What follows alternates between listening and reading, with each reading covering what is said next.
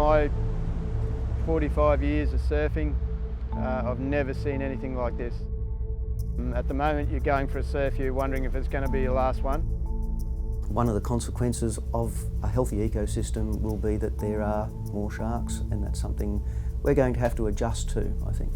We just don't know whether this is the freakiest 6 months that history will ever record, or whether this is the new history and we're just on the first page of it. Byron Bay's evolved over the last 20 years. It's evolved to where it's gone from a sleepy village, surf village, working class area, to an international tourist destination for backpackers. It's a really vibrant young people's town. It's a very laid back town. My name's Neil Cameron. I live in Byron Bay, been around the area for about 40 years. Been a surfer for probably 45 years. It's a passion of mine. Love the ocean, love everything about surfing. In the past probably 3 or 4 months, the Byron area and down to Ballina, we've had at least one death and a couple of shark attacks, maulings. Despite the attacks, we make a decision to go in the water ourselves every day. It's a bit like playing Russian roulette at the moment, but we make the decision to go in the water and surf. That was kind of the trigger point. September 2014, everyone was like, what's going on? This guy's been taken by a great white right in the bay, just 15 metres from shore basically. And that's just unheard of. It just seems from then to have just steamrolled, and the incidents are just getting closer and closer together. My name's Bruce McKenzie. I've lived in Byron Bay for about 35 years, and I've been a reporter here on the North Coast for 20. Every time your phone rings, you kind of think, surely not again, and it's happening. It's really happening. 50-year-old man was attacked by a shark. A man is fighting for life after being bitten by a shark at East Ballina. There have been 13 recorded shark encounters in the past 12 months on the New South Wales North Coast. 6 resulted in severe injuries and 2 were fatal. The waters on the north coast of New South Wales are really unique. We can get tiger sharks coming down, we get the great whites coming up. We've probably got bull sharks most of the year round. So of the 3 big sharks that are seen as dangers to humans, we've got all 3 at different times in this area. I'm Dr. Daniel Boucher and I'm Senior Lecturer in Marine Biology and Fisheries at Southern Cross University. There's no doubt that there have been more sightings of sharks in this northern New South Wales region in the last couple of months. One of the things that I've noticed is the water is green, and so that means there's lots of plankton. The plankton is fed on by the small bait fish. They're driven into bait balls by predatory fish. The dolphins are coming in to feed on them, the sharks are coming in to feed on the bigger fish, and maybe also the dolphins. The attacks have had a massive impact on the whole 3 shires. We are very, very dependent upon tourism, and already we're seeing people cancelling holidays. We're seeing less people in the water. You know, I would say it's at least 50% down. It's a fear factor thing.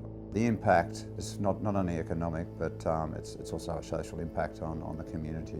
We held a community meeting 2 weeks ago. The end result of the meeting that we had, we saw a show of hands for the one option that everybody was in agreement with. It was a decision made totally out of frustration, and it was that we have a partial cull. That meeting grabbed the media attention, and all of a sudden it's headline news, and the Minister and the Premier had to rethink. After a string of shark attacks on the far north coast of New South Wales, some surfers and government officials believe a cull should be introduced. People flock to the Tweed coast for the pristine beaches. The area is also popular with sharks. The 5-metre tiger shark was allegedly captured off Tweed Heads by fishermen. To me, it's the only one I can see, you know, that may do some impact. That's what it takes so that we don't have another death or shark mauling amongst our community, then so be it. I don't see a problem with that. You know, human life is more important. The Gold Coast has had in place shark netting and drumlines for 50 years. In that time, they haven't had one shark attack. On the Sunshine Coast, it's a pretty similar scenario. Shark netting and baited drumlines, no shark attacks. Along the east coast of Australia, there are 86 shark nets and 344 drumlines. On the stretch of coast where the most recent shark attacks occurred, there are no nets or lines.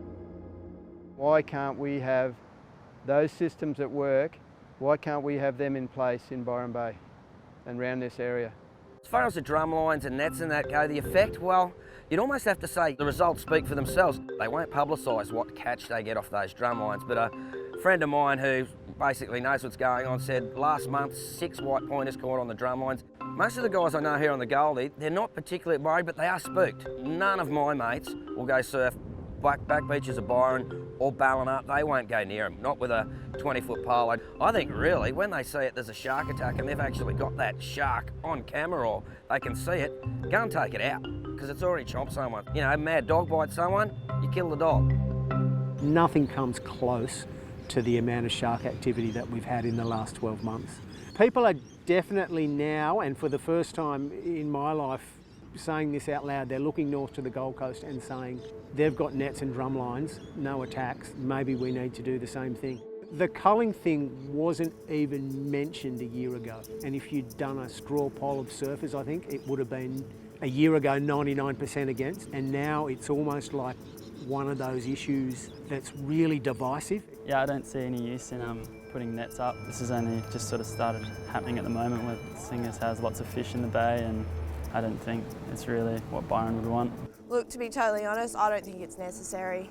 I don't want it to happen. The idea of culling, I think from all I've read, it's proven not to work. Who knows how many sharks are out there anyway? Drumlines, beach meshing, they're culling programs and is not ethically a good thing to do. I think we need to look for alternatives. Culling is what you do when you've got an unnaturally high population. It's not something you do with a population that's already unnaturally low. The oceanographic conditions are unusual at the moment. They will change, and when they change, the food will go away and so will the sharks. And I think it's a little bit selfish to perhaps say, go out and kill some endangered species for me so I can go surfing. Well, I do think the media are partially at least to blame for the image of sharks and the hysteria around shark attacks. There's just this insatiable appetite for shark-related stories, and I don't know what you do about that. We've actually had a chat sort of in local news circles, like what's news now? It's like a sighting is hardly news. It's got to be a bump or an encounter because they're just getting spotted every day. The Mick Fanning incident that just fed the whole media frenzy. Don't think it sort of did the people that are living with the realities of this shark situation up here any favours, but to cover stories like this, you've got to be careful because this is the sort of thing that could radically affect these communities, especially this town, Byron Bay. You take away the tourist dollar, there's not any dollars left to go around. To have this high number of sharks, unless we can find some mitigation measures or they decide to go away, it'll have a growing impact on a lot of the businesses. You're looking at $20 or $30 million, that's in trade, and the impact, nobody knows. This hasn't happened before. If nothing is done, the short and long-term ramifications I don't want to talk about. We don't have nets or drum lines. You know, there are casualties to that type of protection. You know, I know it's a case of what price do you put on human life. Better to save a human life to lose a fish or two. But hopefully we can come up with something better than that. At the moment, the Department of Primary Industries have been mobilised to do what they can with the resources they currently have. The next stage is looking at what alternative technologies might be deployed.